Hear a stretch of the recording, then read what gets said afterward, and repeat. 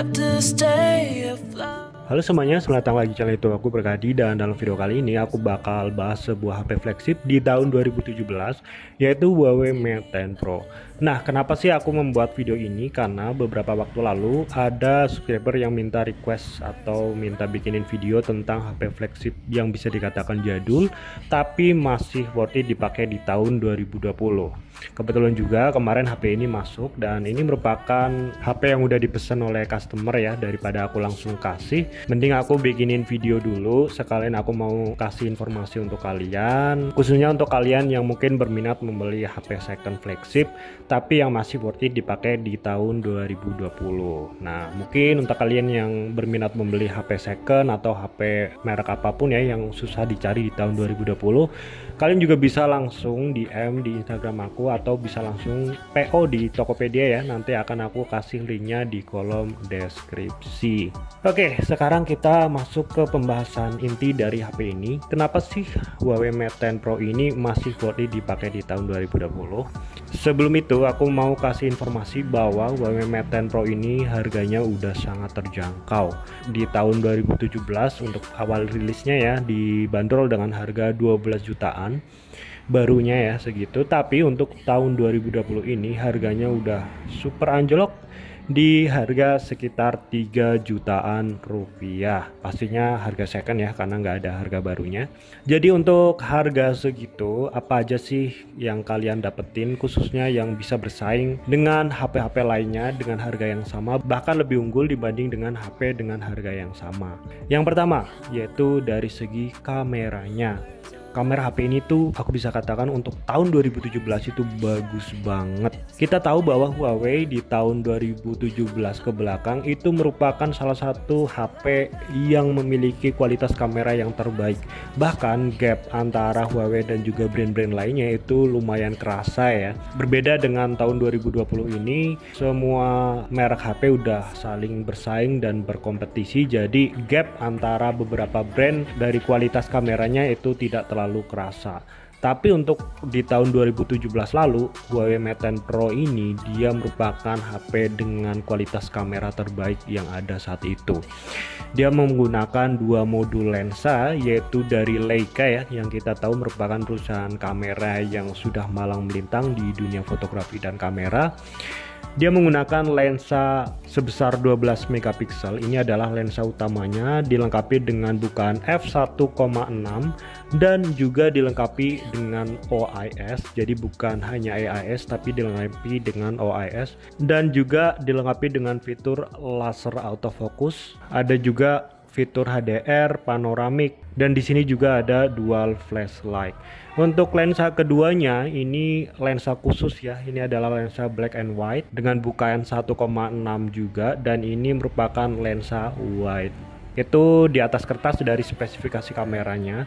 Tapi yang spesial dari HP ini adalah ketika di tahun 2017 itu belum ada HP, hampir belum ada HP yang menggunakan AI di kameranya. Huawei Mate 10 Pro ini merupakan salah satu pionir dari kamera yang menggunakan AI, yang kita tahu sekarang digunakan di semua HP dari kalangan bawah sampai kalangan atas.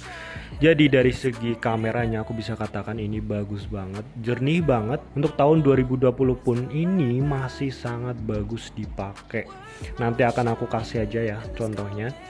Dan untuk lensa black and white nya juga ini walaupun nggak semua orang pakai, tapi black white nya itu bagus banget ya. Tuh, kayak estetik gitu ya, bukan yang oversaturated. Nah, selain itu yang bikin aku impress adalah perekaman videonya. Perekaman video dari HP ini tuh aku bisa katakan stabil karena dia dilengkapi dengan OIS yang langsung di kameranya.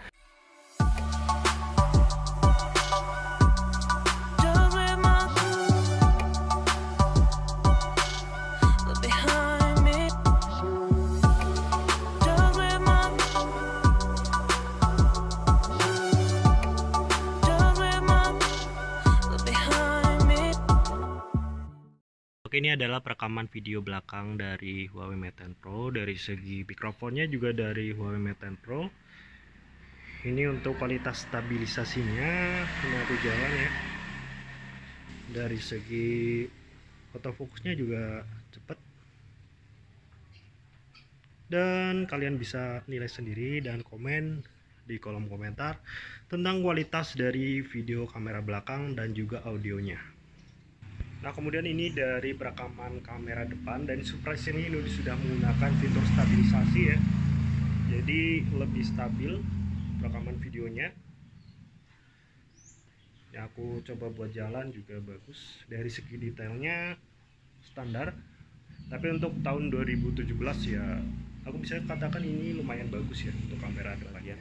Kemudian keunggulan kedua dari HP ini yaitu di bagian performanya. HP ini tuh walaupun HP jadul, ini kenceng dan juga masih snappy dipakai untuk penggunaan harian. Jadi kemarin aku sempat pakai Xiaomi Mi Note 10 Pro, itu merupakan HP mid-range dengan prosesor mid-range juga. Tapi dari segi Antutunya lebih tinggi Xiaomi Mi Note 10 Pro, tapi ketika aku pakai real life ini jauh lebih cepat, lebih snappy dan lebih enak untuk dipakai harian. Jadi nggak ada lag, nggak ada hang sama sekali. Jadi dari segi performanya emang ini masih bagus untuk dipakai di tahun 2020. Kemudian dari segi RAM-nya juga ya standar ya, RAM 6 GB. Dari segi internalnya dia menggunakan internal sebesar 128 GB. Itu dari segi performanya. Oh ya, satu lagi tadi di bagian kameranya aku mau stand out juga. Dia kameranya sudah bisa mendukung perekaman hingga 4K 30 fps, yang mana untuk di harga 3 jutaan rupiah memang bagus banget dan jarang ada ya. Kemudian yang menjadi keunggulan selanjutnya yaitu di bagian speakernya. HP ini menggunakan dual stereo speaker yang mana bagus banget untuk harga 3 jutaan ya secondnya. Ini emang speakernya empuk dan juga clarity-nya juga enak. Tapi sayangnya speakernya tidak terlalu keras ya. Jadi kalau untuk kalian yang suka dengarkan musik lewat HP ya ini bisa dikatakan ya standar aja ya, karena tidak terlalu keras walaupun sudah stereo speaker. Tapi untuk clarity ataupun dari segi treble bass ini udah enak. Kemudian keunggulan yang lainnya adalah dari segi layarnya. Ini layarnya sudah menggunakan OLED display yang mana kita bisa lihat sendiri di kamera. Warnanya vivid, hitamnya pekat, dan juga warnanya pop out. Ya, kalian bisa notice sendiri di video bahwa HP ini memiliki layar yang bagus ya, selayaknya OLED. Oke, kemudian keunggulan selanjutnya di bagian baterainya. Ini memang memiliki baterai yang standar di tahun 2020 4000 mAh, tapi entah kenapa aku pakai walaupun ini udah HP yang bisa dikatakan jadul ya, tapi ini awet banget. Ini bisa dipakai seharian penuh.